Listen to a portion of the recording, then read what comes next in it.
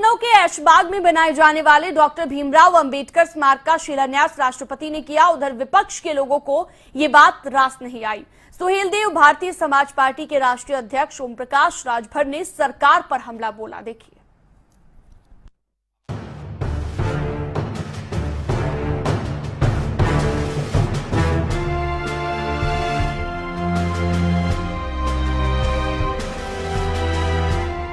उत्तर प्रदेश का विधानसभा चुनाव जैसे जैसे नजदीक आ रहा है, वैसे वैसे सभी पार्टियां अपनी रणनीति के तहत आगे भी बढ़ रही हैं और समय के हिसाब से अपनी रणनीति को बदल भी रही हैं।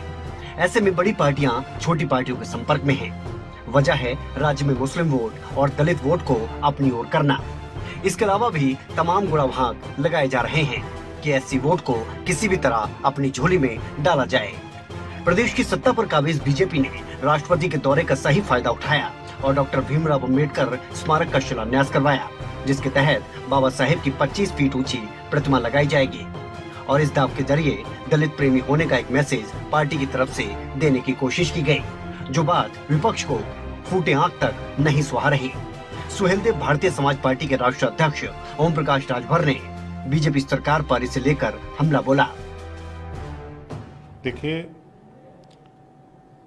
जब चुनाव आता है तब भारतीय जनता पार्टी को सरदार वल्लभ भाई पटेल याद आते हैं। 2 साल बीत गया, मूर्ति लगे।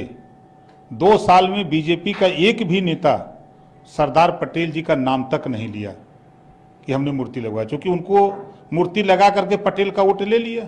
लेकिन जब पटेल समाज के हिस्सा देने की बात आई, पिछड़ों को हक देने की बात आई, तब वो भूल गए।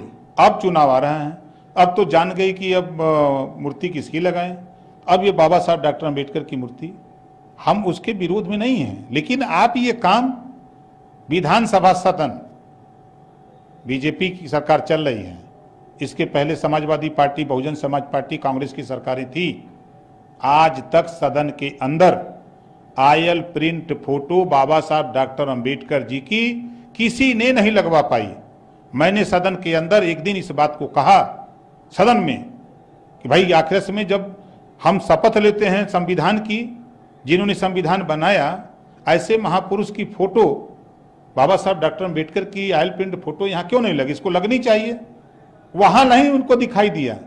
और महामहिम राष्ट्रपति महोदय जी जो शिलान्यास कर रहे हैं, अच्छा है, लेकिन ये आज क्यों याद आया है? अब चूंकि चुनाव 6 महीने बाद होना है, तो अब बाबा साहब डॉक्टर अंबेडकर की मूर्ति लगाएंगे, सुहेलदेव जी की मूर्ति लगाएंगे, लोधीबाई अहिल्याबाई होलकर की लगाएंगे, दक्ष प्रजापति की लगाएंगे। ये मूर्ति लगा शिलान्यास कर करके वोट लेने की कवायद है बीजेपी की, और इसके पीछे इनकी नीयत नहीं है। राजभर ने कहा कि बीजेपी को अब चुनाव है तो दलितों की चिंता सता रही है। इससे पहले इस समाज के लिए इन्होंने क्या किया?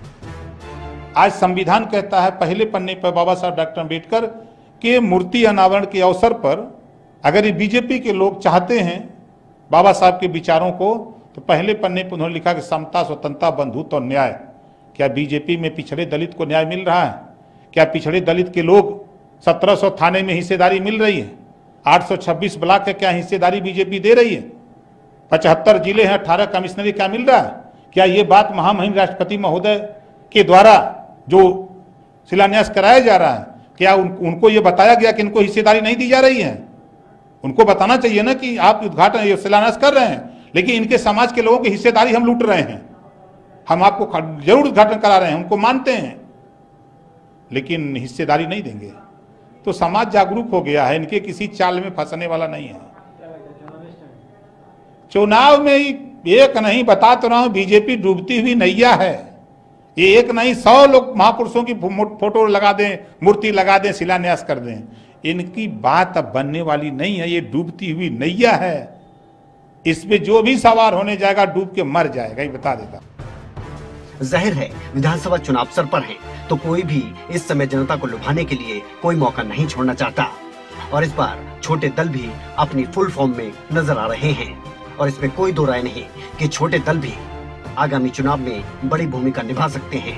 तो वार पलटवार और आरोप प्रत्यारोप का ये दौर तो चुनाव होने तक देखने को मिलेगा ही। ब्यूरो रिपोर्ट, खबरें अभी तक।